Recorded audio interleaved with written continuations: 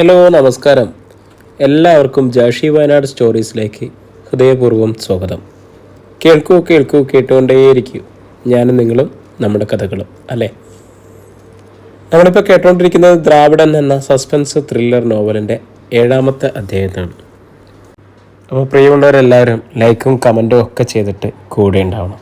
നിങ്ങളെ പ്രിയപ്പെട്ടവർക്കൊക്കെ ഷെയർ ചെയ്ത് കൊടുക്കണം. പിന്നെ സബ്സ്ക്രൈബ് ചെയ്യാത്ത ആരെങ്കിലും കേൾക്കുന്നുണ്ടെങ്കിൽ ഒന്ന് സബ്സ്ക്രൈബ് ചെയ്തേക്കണേ. അപ്പോൾ നമുക്ക് നോവലിലേക്ക് പോയാലോ. ദ്രാവിഡൻ അധ്യായം 7. ആ ഭവനത്തിൽ ആരും ഉറങ്ങിയിരുന്നില്ല. പിന്നിലൊരു കാലച്ച കെട്ട് രാരിച്ചൻ തിരിഞ്ഞു. അമ്മ, ഇരുട്ടിൽ വൈരം പോലെ ജ്വലിക്കുന്ന കണ്ണുകൾ. രാരിച്ച, അലകടലിരുമ്പം പോലെയായിരുന്നു അമ്മയുടെ ശബ്ദം. കൈനീട്ട്.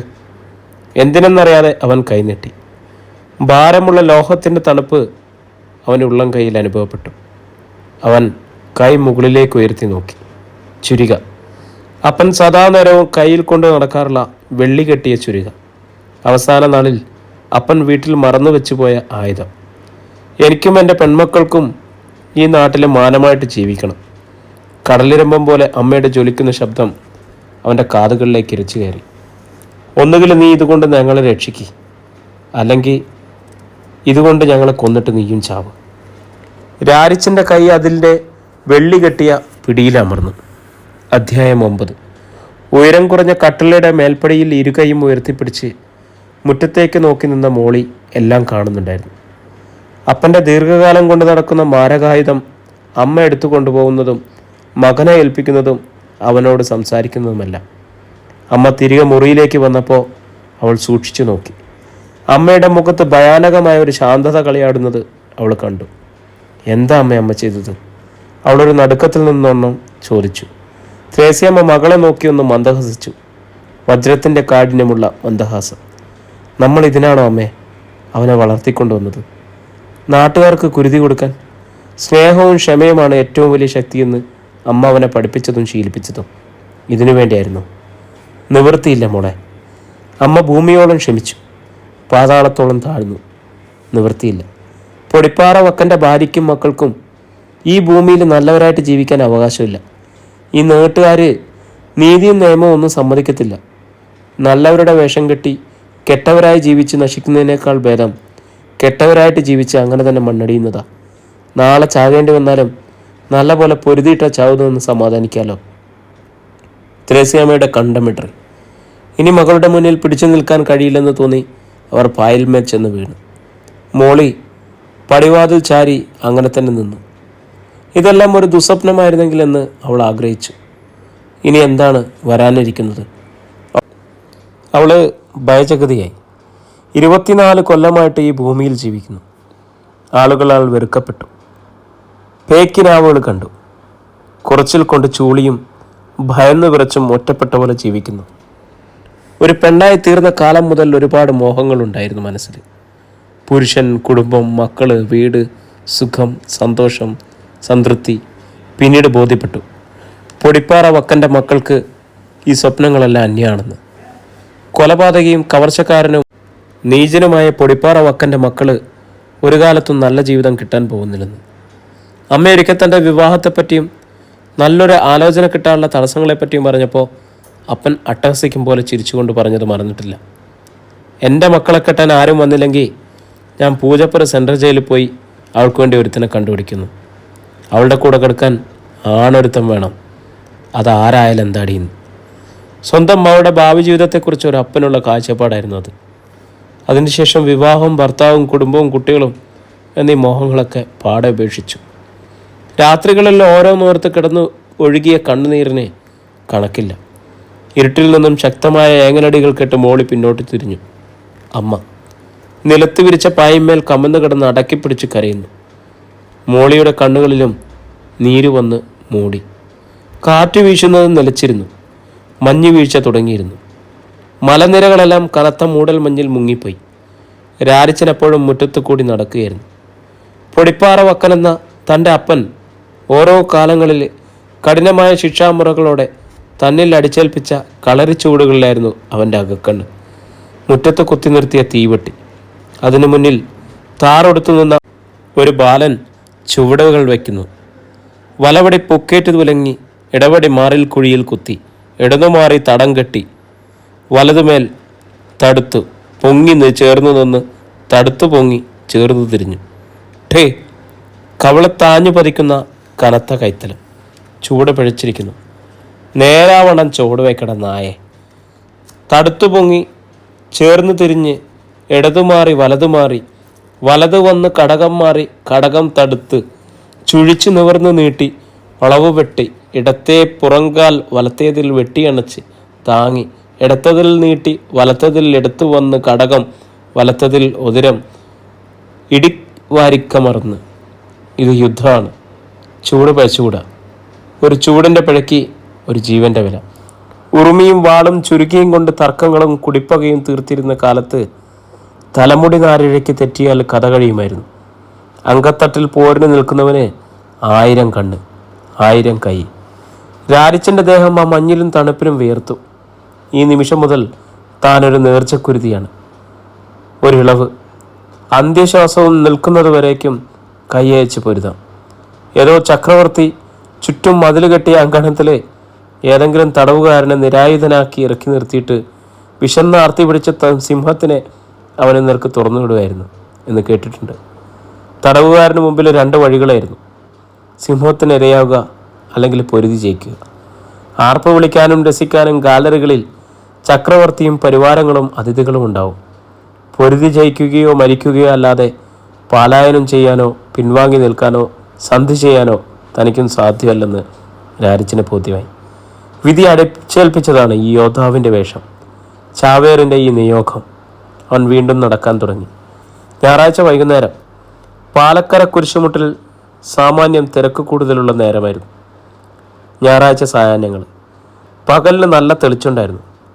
കുന്നിന് മുകളിലെ പള്ളി പിരിഞ്ഞ് ആളുകൾ ഇറങ്ങിത്തുടങ്ങി. കുരിശുമൂടിനടുത്തുള്ള പന്തുകളികളിൽ 4 മണി മുതൽ കൊണ്ട് വാശി പിടിച്ച വാശിപ്പന്തുകളി നടക്കുകയാണ്. പ്രോത്സാഹിപ്പിക്കാനും വാതുവെപ്പിക്കാനും കാഴ്ചക്കാർ ഏറെയുണ്ട്. ഒരു ചായയും ഒരു ബോണ്ടയുമോ 2 പരിപ്പോടയോ ഒക്കെയാണ് സാധാരണക്കാർ തമ്മിലുള്ള പന്തയം. അപൂർവം ചിലപ്പോൾ അത് 5 രൂപ വരെ ഉയരാറുമുണ്ട്. ടീമുകൾ തമ്മിലുള്ള പന്തമയമാണെങ്കിൽ തോൽക്കുന്ന ടീം ജയിക്കുന്ന ടീമിന് ചായയും വടയും വാങ്ങിക്കൊടുക്കുക എന്നതായിരിക്കും. കുരിശുമൂട് കവലയിൽ വേലിക്കൽ പാപ്പി കിലുക്കിക്കുത്ത് കളിക്കും കട്ടയും പടവും വെച്ച് ആളുകളെ ക്ഷണിക്കുന്നുണ്ട്. കൂടുതൽ ഡയമണ്ട് ക്ലാവർ അടിച്ചിരിക്കുന്നു. ആർക്കും വയ്ക്കാം, ഇനിയും വയ്ക്കാം. 1 വെച്ചാൽ 2, 2 വെച്ചാൽ 4. വെയ് രാജാവേ.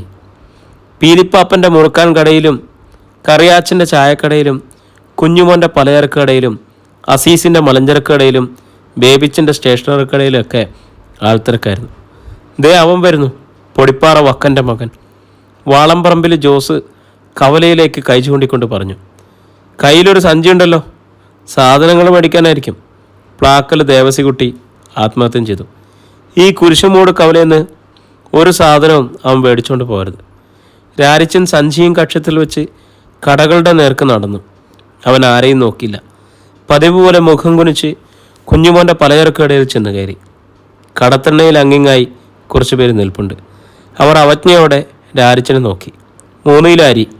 രാരിച്ചൻ കുഞ്ഞുമോനോട് ഒച്ചതാത്തി പറഞ്ഞു. കുഞ്ഞുമോൻ തെല്ല് സംശയിച്ചു നിന്നു. കൊടുക്ക് കുഞ്ഞുമോനെ, നമ്മുടെ പൊടിപ്പാറ വക്കൻ്റെ പൊന്നുമോനല്ലേ, അവനും ശകലം കഞ്ഞി കുടിക്കട്ടെ. വാളംപറമ്പിൽ ജോസ് പരിഹാസ സ്വരത്തിൽ പറഞ്ഞു. രാരിച്ചൻ അങ്ങോട്ട് നോക്കിയതുപോലില്ല. പൊടിപ്പാറ വക്കനെ വധിക്കാനുള്ള ശ്രമത്തിനിടയിൽ മരിച്ചു വീണ കുളത്തിലാൽ പാപ്പച്ചൻ്റെ മകൻ ജോണി പൊക്കി വെച്ച തട്ടിയിൽ പിടിച്ചുകൊണ്ട് പറഞ്ഞു, വേഗം തൂക്കിക്കൊടുക്കൂ കുഞ്ഞോനെ, അവൻ്റെ തള്ളയും പെങ്ങന്മാരും അടുപ്പത്ത് വെള്ളം വെച്ച് കാത്തിരിക്കല്ലേ. കുഞ്ഞുമോൻ അരി തൂക്കി രാരിച്ചൻ്റെ സഞ്ചിയിലിട്ട് കൊടുത്തി. വേറെ വല്ലതും വേണോ? കുഞ്ഞുമോൻ ചോദിച്ചു. വേണം. 1/2 കിലോ പഞ്ചസാര, 1 കിലോ സവാള, 1/2 കിലോ ഉരുളക്കിഴങ്ങ്, 100 കാലം തേയില. കയ്യിലിരുന്ന കുറിപ്പടി രാരിച്ചൻ കുഞ്ഞുമോൻ്റെ നേർക്ക് നീട്ടി. കുഞ്ഞുമോൻ അത് വാങ്ങി നോക്കിയിട്ട് സാധനങ്ങൾ എടുക്കാൻ തുടങ്ങി. കല്ലറക്കൽ മോനായി പന്ത് കളത്തിൽ ചെന്ന് അവിടെ പന്ത് കളിച്ചു കൊണ്ടിരുന്ന മുളയ്ക്കൽ മാത്തച്ഛനോടും ആനന്ദിനോടും ദേവസിക്കുട്ടിയോടും വിളിച്ച് വിവരം പറഞ്ഞു. ആ പൊടിപ്പാറ വക്കൻ്റെ മോനെ കടയിൽ സാധനങ്ങൾ വാങ്ങാൻ വന്നിട്ടുണ്ട്, വാ നമുക്കവനെ ഒന്ന് കഷക്കി വിടണം. ദേവസിക്കുട്ടി കടയുടെ നേർക്ക് നോക്കിയിട്ട് പറഞ്ഞു. നിങ്ങൾ പോയി കുരിശുമൂട്ടിൽ ചെന്ന് നിൽക്ക്, ഞങ്ങൾ അങ്ങോട്ട് വന്നേക്കാം. മോനായും മാത്തച്ഛനും കുരിശുമുട്ടിൽ ചെന്ന് കാത്തുനിന്നു. കുട്ടിച്ചനും പ്രസാദും പന്ത് കളിക്കുകയായിരുന്നു. ദേവസിക്കുട്ടി അവരെ കോർട്ടിൽ നിന്നും വിളിച്ചിറക്കി. പന്ത് കളിച്ചത് മതി, വേറെ കളി കളിക്കാനുണ്ട്, വാ. കോർട്ടിൽ പെട്ടെന്നൊരു അടക്കം പറച്ചിലുണ്ടായി. പന്ത് കളി പിന്നെ അധികം ദീർഘിച്ചില്ല. കളിച്ചുകൊണ്ട് നിന്നവരും കാണികളും വലിയൊരു സംഭവം കാണുന്നവനോളം ഒറ്റയ്ക്കും പൊട്ടയ്ക്കും കുരിശുമൂട്ടിലേക്ക് നീങ്ങി. പൊടിപ്പാറ വക്കനെ വധിച്ച സംഘത്തിൽ 8 പേരും സ്ഥലത്തുണ്ട്. ആൾക്കാരെല്ലാം ആവേശത്തോടും ഉത്സാഹത്തോടും കൂടി കാത്തു നിന്നു. ഇടയ്ക്കിട്ട് അവരെ ഒളികണ്ണിട്ട് രാരിച്ചു നിൽക്കുന്ന കടയിലേക്ക് നോക്കി. മധ്യവയസ്കനും സമാധാനപ്രിയനുമായ നെടുമ്പാറ കൊച്ചേട്ടൻ മോനായിയോടും ദേവസിക്കുട്ടിയോടും വിളിച്ചു ചോദിച്ചു, എന്തോ നാടാ മക്കളെ പരിപാടി? കളിച്ച് അവസാനം തീക്കളിയാക്കല്ലേ മക്കളെ? മോനായും ദേവസിക്കുട്ടിയും അത് അവഗണിച്ചുകൊണ്ട് കുരിശുപള്ളിയുടെ നടയിലേക്ക് നടന്നു.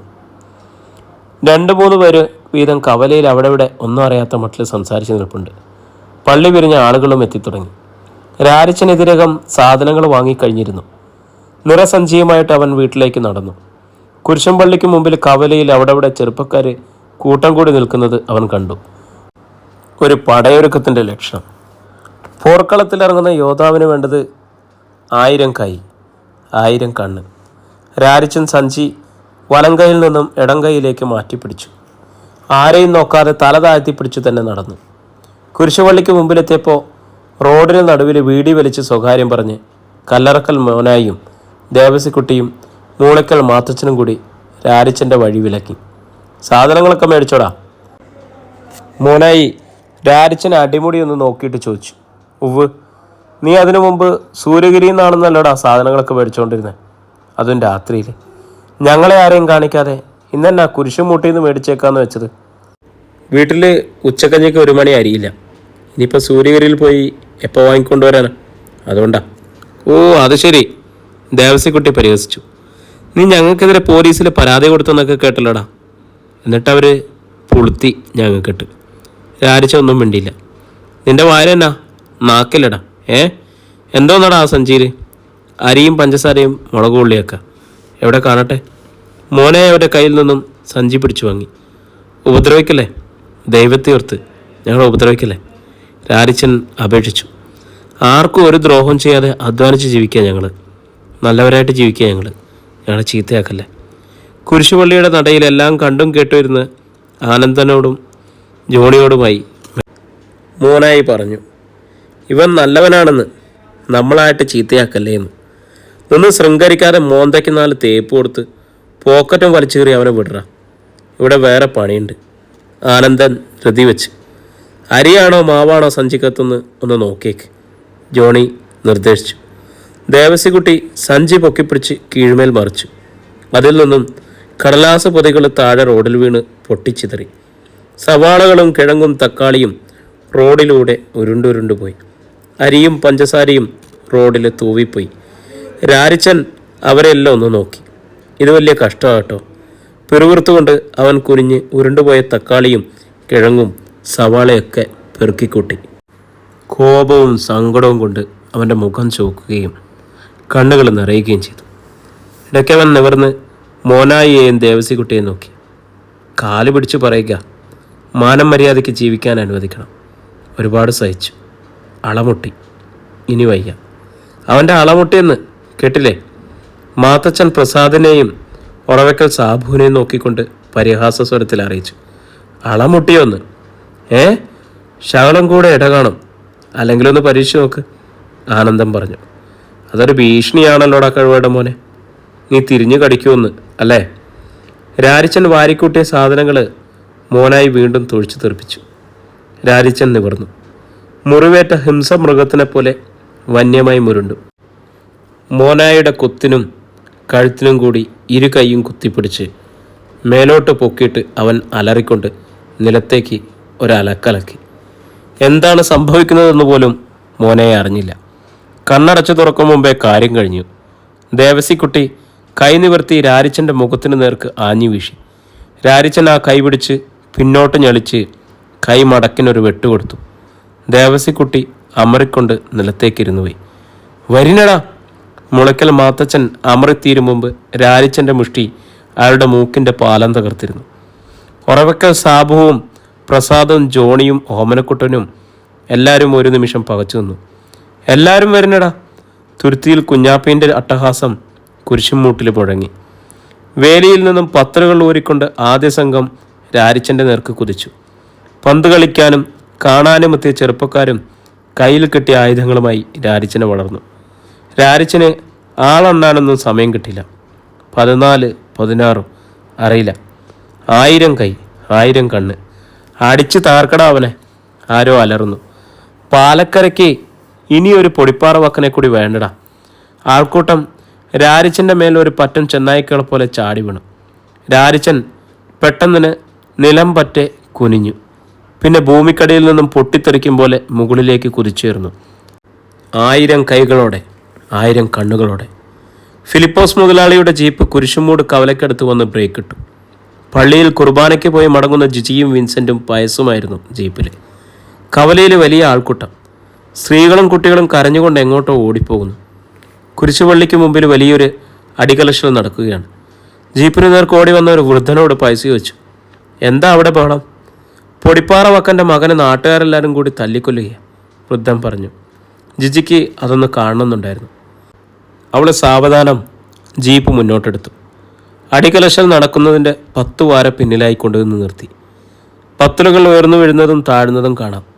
ആരൊക്കെയോ തെറിച്ചു വീഴുന്നു, പിടഞ്ഞണീക്കുന്നു. അലർച്ചകൾ, നിലവിളികൾ. അവൻ്റെ ചങ്കു കുത്തിപ്പൊളിക്കട. ആരോ അട്ടഹസിക്കുന്നു. സിനിമയിൽ മാത്രമേ അത്തരം രംഗങ്ങളും ആക്രമണവും കണ്ടിട്ടുള്ളൂവെന്ന് ജിജി ഓർത്തു. മുഖം ചോരക്കട്ടയെ തീർന്ന ഒരാൾ കുരിശുപള്ളിക്ക് മുമ്പിൽ കാണിക്കപ്പെട്ടിയിൽ തലയടിച്ചു വീഴുന്നത് കണ്ടതോടെ അവൾക്ക് പേടിയായി. അധ്യായം 10. റോഡിൻ്റെ ഇരുവശത്തും കടത്തിണ്ടകളിലും ആളുകൾ കൂട്ടം കൂടി നിന്ന് കാഴ്ച കാണുന്നുണ്ടായിരുന്നു. 4-5 പേര് വീണ് കഴിഞ്ഞെന്ന് ജിജിക്ക് ശരിയായൊരു കാഴ്ച കിട്ടിയത്. ആരോഗ്യദൃഢഗാത്രനായ ഒരു യുവാവ് കൈകൊണ്ടും കാലുകൊണ്ടും വടികൊണ്ടും മിന്നൽ പിണരുകൾ ഉതിർത്തുകൊണ്ട് 10-12 ആളുകളുടെ നടുവിൽ നിന്ന് പൊരുതുന്നു. അവൻ്റെ ചലനങ്ങൾക്ക് പ്രകാശവേഗം. ചാടി ഉയർന്നും ഒഴിഞ്ഞു മാറിയും നിലം പറ്റയമർന്നും അസാമാന്യമായ മെഴുവഴക്കത്തോടെ ഒരു സർക്കസ് അഭ്യാസിയെപ്പോലെ അവൻ ശത്രുക്കളോട് ഏകനായി മല്ലടിക്കുന്നു. അതൊരു അഴകുറ്റ കലാപ്രകടനമാണെന്ന് തോന്നും വിധത്തിൽ അത്രമേൽ ഒഴുക്കോടെയും ചാരുതയോടെയുമായിരുന്നു അവൻ ചലിച്ചിരുന്നത്. പ്രതിരോധവും ആക്രമണവും സമന്വയിപ്പിക്കുന്ന അഭ്യാസ കാഴ്ച. വേണ്ടിടത്തെല്ലാം വേണ്ട സമയത്ത് തന്നെ അവൻ്റെ കണ്ണുകളും കൈകാലുകളും എത്തിയിരിക്കുന്നു. ലക്ഷ്യബോധമില്ലാതെ അതിവിദഗ്ധമായ ആഞ്ഞടിച്ച ശത്രുനിരയെ അവൻ ഫലത്തിൽ തമ്മിൽ തല്ലിക്കുകയായിരുന്നു. എതിരാളിയെ വളരെ വേഗം ചിതറിക്കുന്നത് കാണാനായി. പത്തൽ പിടിച്ചു വാങ്ങി അവൻ്റെ കനത്ത അടികൾ ഏതാനും പേരെ വീഴ്ത്തി. സാരമായ പരിക്ക് പറ്റിയവർ സുരക്ഷിത സ്ഥാനങ്ങളിലേക്ക് ഇഴഞ്ഞു നീങ്ങി. എതിരാളികളുടെ എണ്ണം കുറഞ്ഞതോടെ അവൻ്റെ പ്രകടനം ശരിക്കും കാണാമെന്നായി. അലമാലകൾ പോലെ ഒന്നിനു പിറകെ ഒന്നായി പതിയുന്ന പ്രഹരങ്ങളെ ഒരു വിധത്തിലും തടയാൻ നിവൃത്തിയില്ലെന്ന് വന്നപ്പോൾ ശേഷിച്ചവരിൽ 3 പേര് ഓടിക്കളിഞ്ഞു. കളത്തിൽ ബാക്കിയുണ്ടായിരുന്ന വാളംപറമ്പിൽ ജോസിൻ്റെയും കല്ലറക്കൽ മോനായുടെയും മുടിക്ക് കുത്തിപ്പിടിച്ച് രാരിച്ചൻ അവരുടെ തല തമ്മിൽ കൂട്ടിയിടിപ്പിച്ചു. അവരുടെ തലച്ചോറിൽ അല്പനേരത്തേക്ക് ചെന്തി കനലുകൾ പാറി നടന്നു. അവരെ കുനിച്ചു നിർത്തി അവരുടെ തലയ്ക്ക് മുകളിൽ നിന്ന് പിന്നിൽ നിന്നും കാലുകൾക്കിടയിൽ ഞെരിച്ചു പിടിച്ചുകൊണ്ട് രാരിച്ചൻ നിവർന്നു നിന്നു. ഒരു നീല ജഡ്ഡി മാത്രമേ അവൻ്റെ അരികിൽ ശേഷിച്ചിരുന്നു. ഷർട്ടാണെങ്കിൽ കീറിപ്പറഞ്ഞു തൂങ്ങിക്കിടക്കുന്നു. ഇനി ആരുമില്ലടാ. 4 വാർഡ് നോക്കിക്കൊണ്ട് അവൻ ഗർജിച്ചു. ദേഹത്തെമ്പാടും നീലിച്ച ക്ഷതങ്ങളും ചോരപ്പാടുകളുമായി നിന്ന ഒരു നാടിനെ മുഴുവൻ വെല്ലുവിളിക്കുന്ന സൽമാൻ ഖാൻ്റെ മുഖമുള്ള യുവാവിനെ ജിജി വീണ്ടും വീണ്ടും നോക്കി. ഇനി ആണുങ്ങളാരും ഇല്ലടാ ഈ പാലക്കരയിൽ. താറുമാറായ നീളം മുടി അവൻ വിരലുകൾ കൊണ്ട് പിന്നോട്ട് മാടിയൊതുക്കി. പൊടിപ്പാറ വക്കൻ്റെ മകനാടാ ചോദിക്കുന്നത്? രാരിച്ചൻ. എങ്ങു നിന്നും ഒരു പ്രതികരണം ഉണ്ടായില്ല. സമ്പൂർണമായ നിശബ്ദത. മാനമായിട്ട് അധ്വാനിച്ച് ജീവിക്കാൻ തീരുമാനിച്ചിരിക്കുന്നവനാടാ ഈ രാരിച്ചൻ. ആരെയും ദ്രോഹിക്കാതെ ഒതുങ്ങിക്കഴിയാൻ ആഗ്രഹിച്ചിരുന്ന എൻ്റെ അമ്മയും പെങ്ങന്മാരും. പക്ഷെ നിങ്ങളെ സമ്മതിക്കില്ല. ഞങ്ങളെ ജീവിക്കാൻ ഇവിടെ ആരും സമ്മതിക്കത്തില്ല. അവൻ കാലുകൾക്കിടയിൽ നിന്ന് മോനായിയെയും ജോണിയെയും തൊഴിച്ചു മാറ്റി. പൊടിപ്പാറ വക്കൻ്റെ കാലം കഴിഞ്ഞെങ്കിൽ ഇനി രാരിച്ചൻ്റെ ഊഴമാണെന്ന് കരുതിക്കോടാ. പ്രിയമുള്ളവരെ, നമ്മുടെ നോവൽ ഇവിടെ തുടരുകയാണ് കേട്ടോ. അപ്പോൾ ഇതിൻ്റെ ബാക്കി ഭാഗം കേൾക്കുന്നതിനായിട്ട് നമ്മുടെ ചാനലൊന്ന് സബ്സ്ക്രൈബ് ചെയ്യുകയും ബെല്ലൈക്കൺ അമർത്തുകയൊക്കെ ചെയ്യുക. നാളെ വീണ്ടും കാണും വരേക്കും എല്ലാവർക്കും എൻ്റെ നമസ്കാരം.